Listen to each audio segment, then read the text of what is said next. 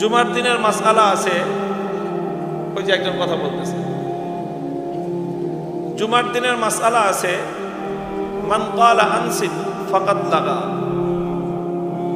জুমার দিনের মাসআলা হলো যে ইমাম যখন খুতবা দিবে, ইমাম যখন খুতবার জন্য মিম্বরের উপর উঠবে, তারপর থেকে ফালা সালাত ওয়ালা কালাম, কোনো নামাজও পড়া যাবে না, কোনো কথাও বলা যাবে না। এখন আপনার পাশে একজন বসে খুব গল্প করতেছে, জোরে জোরে কথা বলতেছে, এখন আপনার ডিস্টার্ব হইতেছে না? তা আপনি কি করবেন? আপনি যদি তারে বলেন যে ভাই কথা বলেন না, ডিস্টার্ব হইতেছে, তাহলে আপনার নামাজও শেষ, ওটা তো আগেই গেছে। আপনি তাকে যে বললেন চুপ করো, যে বলবে চুপ করো তার জুমাও বাতিল, তার জুমাও কি? এই জন্য এই কথাও বলা যাবে না যে চুপ করো।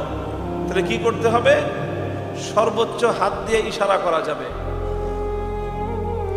কথা বলা যাবে না, এই কথাটা হাত দিয়ে ইশারা করে বলতে হবে।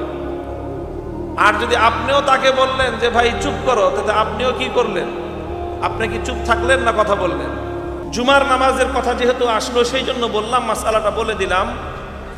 জুমার দিন ইমাম যখন খুতবার জন্য মিম্বরে উঠবে, ফালা সালাত ওয়ালা কালাম, নামাজও জায়েজ নাই, কোনো কথা বলাও জায়েজ নাই। অনেক মসজিদে দান বাক্স চালায়, মনে করে যে এটাই সময়, সুযোগ, ইমাম সাহেব খুতবা দিতেছে, এই চান্সে মাত্র মসজিদের কালেকশনটা করে নেই। খুতবার সময় দান বাক্স যে চালাবে, যে দান করবে, যে এই বাক্স ঠেলার ব্যবস্থা করবে, সবার গুনাহ হবে, সবার গুনাহ হবে। খুতবার সময় কোনো কথা নাই, কেউ যদি কথা বলে তাহলে তাকে শুধু একবার হাত দিয়ে ইশারা করতে পারবে যে কথা বলবেন না, ইশারা করে বলবে, মুখ দিয়ে এই কথা বলবে না যে ভাই চুপ করেন, এই কথা বলা যাবে না। জুমার খুতবা চলাকালীন সময়ে নিজের সামনে যদি ধুলাবালি থাকে, সেই ধুলাবালিও পরিষ্কার করা যাবে না, ধুলাবালিও পরিষ্কার করা যাবে না।